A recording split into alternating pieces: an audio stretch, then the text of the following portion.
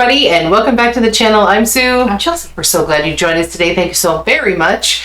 Today we are getting back to a band that we have done once before on the channel, and they went over quite well, and we had a number of subscribers give us suggestions, and this is one of the suggestions that we have had. So we're going to get right into it, and we're going to see if Chelsea can get the name of the band and the song.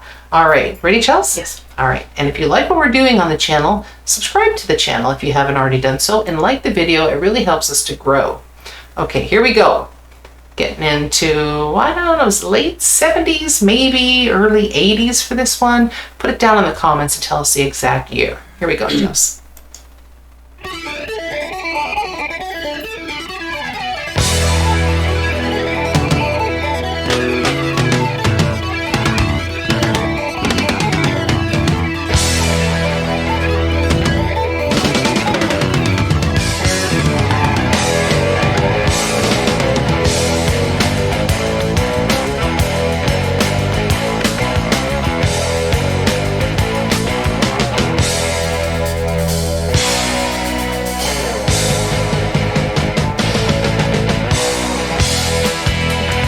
Okay, I gave you 36 seconds only because there's so much instrumental in this, but we didn't get into any of the vocals. But you know who it is? It sounds like Rush. It is Rush. Good job. I don't have the Good job though. Getting that. Nicely done. The Spirit of Radio by Rush. We're getting back to some good Canadian boys.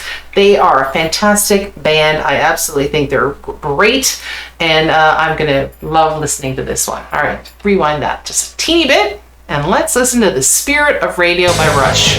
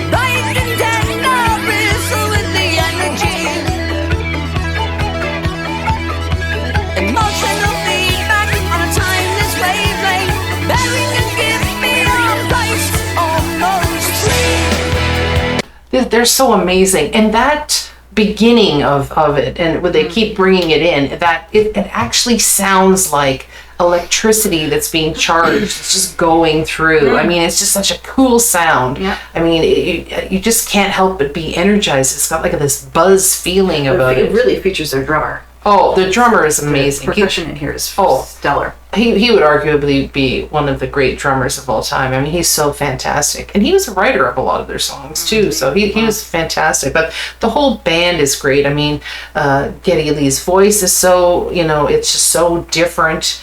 Alex is such a great guitar player. I mean, I still, I'm in awe, and I said this the last time that we reviewed them, was that, they, to make this much music and this much sound and this richness is just so incredible for just three guys. Yeah. It's absolutely incredible. They're just amazing, amazing musicians.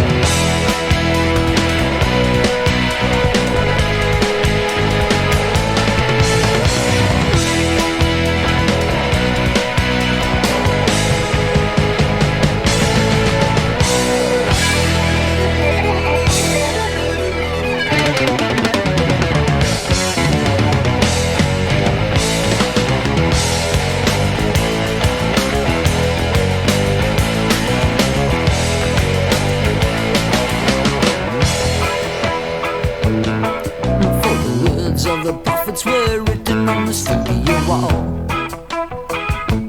Concert hall.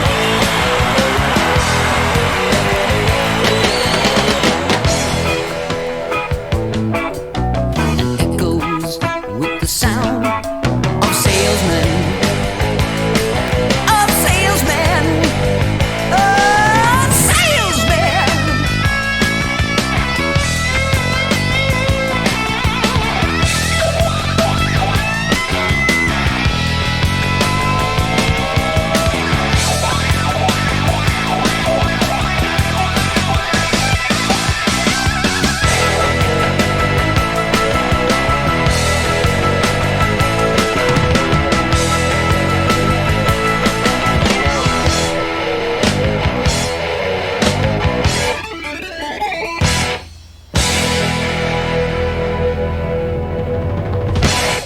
Nice. Oh, Nice. that was genius. Yeah, it really was. Absolutely genius.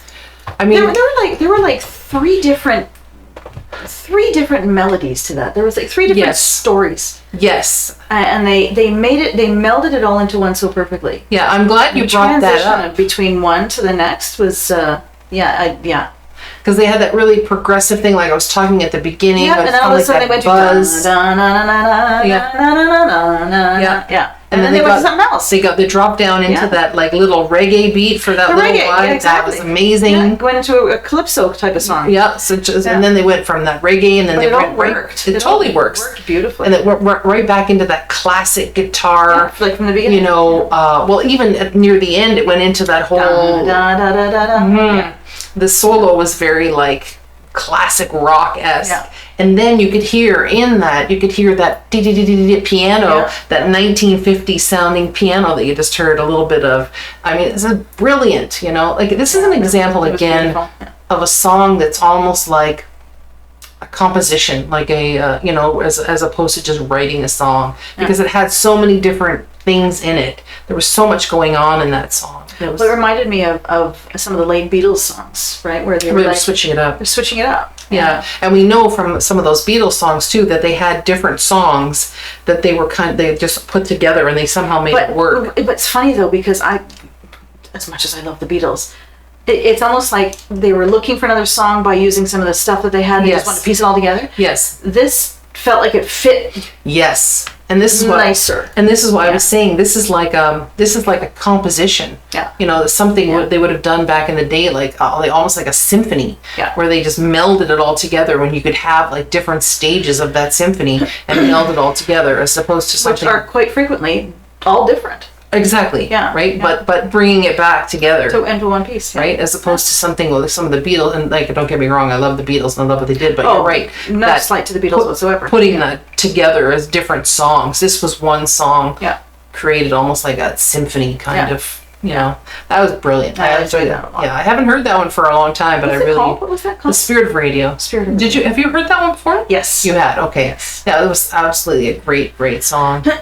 So we'd love to do more Rush, so please put it down in the comments. They are a Canadian treasure, and we're so proud of our Canadian boys, because they did well. They did very, very well. So influential, so fantastic. So anyway, my fun fact for the day is that when they were talking about the salesman, when they were saying the sound of the salesman, they actually picked this up from Neil was saying that when they were on tour, they would hear some of these bands that they were either opening for or were opening for them, and they were saying the same things every day, and it was exactly the same, and it was very robotic, and he thought it was so disingenuous, and he just thought that it was just kind of manipulative in a way, because every time they would go to somewhere, it would be like, you're our favorite town, or you're the best audience, or something like this, and he really didn't like that. Because he thought, you're supposed to be there, you be present, and be very genuine in what you're doing and what you're saying. And so that sound of the salesman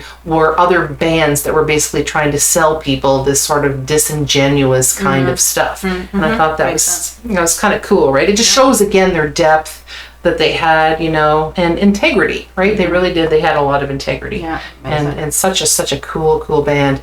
And apparently the guitarist for Metallica, when he first heard this beginning of this song, I guess at the moment that he heard the song, both he and his girlfriend rushed to get their guitars and immediately started to practice that opening of the song. They rushed to get their guitars. Hey, they did. Whoa. Nicely played. I didn't even know I said that. Yeah, I didn't even know I said that. But yeah, I thought that was kind of cool. Yes, we're here all week. There we go. Anyway, like we said, if you want us to do more Rush, put it down in the comments, and we'd be glad to do it. All right, everybody, have a joyful day, and we'll see you all again next time. Bye-bye.